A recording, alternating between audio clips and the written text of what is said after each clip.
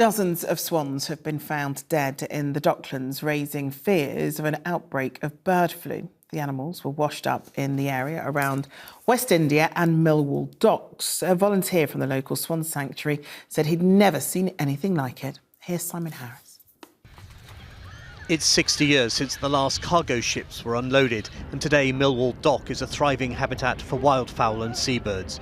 The swans are among the most majestic, but in recent days people walking along the dockside have been confronted by distressing scenes. Swans dead and dying in their dozens. Over the weekend I've seen about 15 swans literally just die in front of me. They just get out of the water, sit there, their heads go down, and within 10 minutes they're dead. Normally when I see the heads down, I thought they were like feeding for something, and then I saw it was just completely still. So it kind of broke my heart because my son, we normally walk past here or we're feeding them. I just saw a swan is dying, and it's really sad, very sad. I never knew it. Andy is a volunteer for a charity called the Swan Sanctuary and has helped collect the victims. All are suspected of contracting bird flu. I've been a rescuer for a few years now, but I've never seen anything like this. We've had other outbreaks of illnesses and bird flu, but this has taken more than 30 so far. And the worst thing is that it tends to be the young ones, the cygnets, that seem to be being hit worst of all.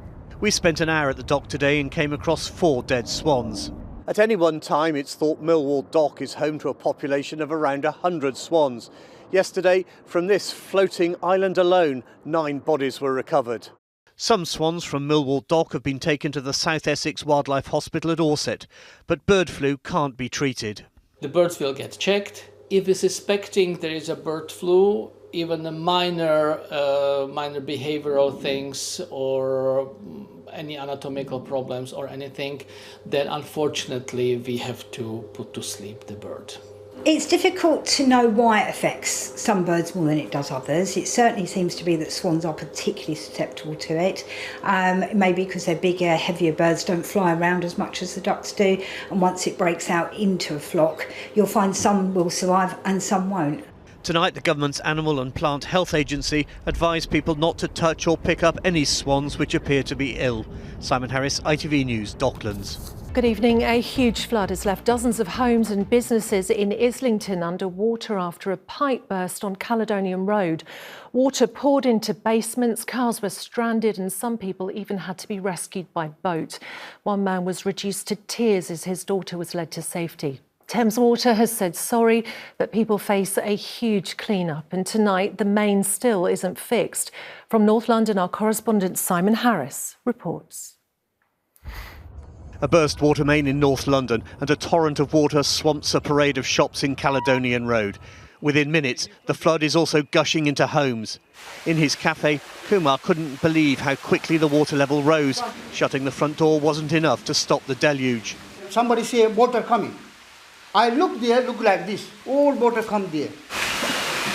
Next door, Misha is wading barefoot through the coffee shop where he works, worried that the flood has ruined the business and cost him his job.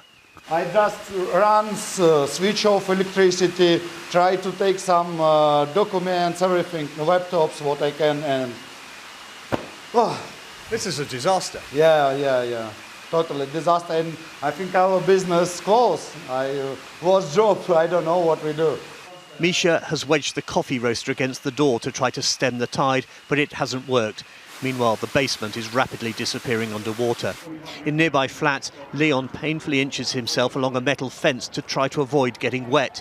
His daughter Charlene is still inside. It's going everywhere. It's in the front room, the electrical stuff. It's going to the kid's bedroom. It's on the kitchen. It's flowing in. And the back of the garden is coming in. Oh, it's terrible in there, honest to God. Eventually, Charlene, who has health issues, is rescued by 2 firefighters. She and her dad couldn't be more relieved. This shop selling goods from Ethiopia is another casualty of the burst main. Much of the stock has been ruined, and like neighbouring properties, the basement is submerged. You can't do anything, it's just suddenly happened. You're trying your best to stop it getting into the cellar, but it's not working, is it? It's not working, yeah. We can't do anything. We try all the best what we can do. Parking bays behind the shops are also underwater, and there's no sign of respite from the fast-moving flood. Thames Water says it was notified about the burst main at around 2 o'clock this afternoon. That's more than 2.5 hours ago, and water is still pouring into shops and homes. By now, the fire brigade has launched a dinghy to help with the evacuation of homes on Caledonian Road. It's turning into a big rescue operation. And we've got 40 firefighters here, including 2 of our specialist fire rescue units. They're specially trained to deal with swift-moving water. As you can see, the water is moving relatively quickly here. So far, they've effected a number of rescues from members of the public, 11 at the last count. Alice is in her 80s. Her neighbours, increasingly concerned for her welfare, watched with relief as she was carried from her front door to dry land. Terrible. Didn't think it was coming that quick. It's a bit, you know, I'd see it first, but didn't think it was going to go that bad. Are you all right now? No, I'm not. It's terrible. As engineers from Thames Water began their operation to try to stem the flow, the rescue boat was once again called upon to transport a dog to safety. Simon Harris, ITV News, Islington. Now, nearly 4 weeks on from a catastrophic balcony collapse, a building expert has told ITV News London that corrosion could be to blame for a man falling to his death. Joshua Robbins went outside to check on a pizza delivery at his flat in Holborn when the railings gave way. We took a surveyor to Holland and Thurston Dwellings, who said the balconies needed regular safety checks, and flower pots, which were recently removed, may have placed extra stress on the railings. Here's our correspondent, Simon Harris. It's 4 weeks since Josh Robbins fell to his death when railings on a 5th floor balcony gave way. The balconies have been boarded up and large yellow flower pots which were attached to the railings have been taken down. There is a failure. There's a failure either in the concrete or alternatively in the steel balustrade. Tony O'Connor is a structural engineer who works with Mark Douglas, a surveyor. They went to look at the balconies at Holland and Thurston Dwellings in Holborn for ITV News. I think when you first look at this, I think you're pretty much shocked to see, you've got fixings and rails that are missing on the 4th and 5th floor. This was the barrier on the 4th floor shortly after Josh's death. Like the one on the 5th from where he fell, it's stuck on the front of the concrete balcony. It's now been removed, but still visible are the holes which should have helped secure it. It's a method known as face fixing. On the floors below, a different system was used. Here, the railings appear to be anchored in the concrete in holes set back from the edge. The interesting thing here is that the balcony that are face fixed, I can't see any failure of the concrete. So it is suggesting that maybe there was failure in the balustrade, but I don't know. Possibly corrosion. Possibly corrosion, yes. Residents of the block who wanted to remain anonymous showed us other railings which display evident corrosion.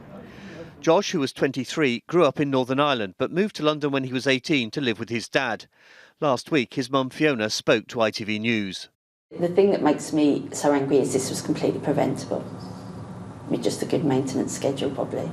Like Fiona, Tony and Mark think annual inspections should be compulsory. We work with many housing associations and boroughs all over London, Simon, and we've obviously said to them they should carry out annual, if not regular, inspections of this sort of areas, and it's just a case of staying on top of it and making sure that the building is compliant.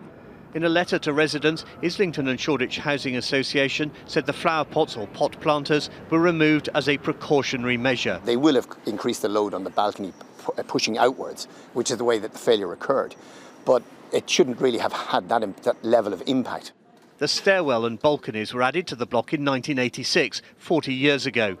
We asked Islington and Shoreditch Housing Association how often the metal railings were inspected, but in a statement the chief executive said it wouldn't be right to comment while there's an investigation. Pippa Fleetwood-Reid went on, "We continue to give our full cooperation to the police and other authorities, and we hope that those investigations conclude swiftly so Joshua's family can get the answers they seek." The Housing Association said it was offering counselling to everyone living in Holland and Thurston Dwellings. Simon Harris, ITV News, Holborn.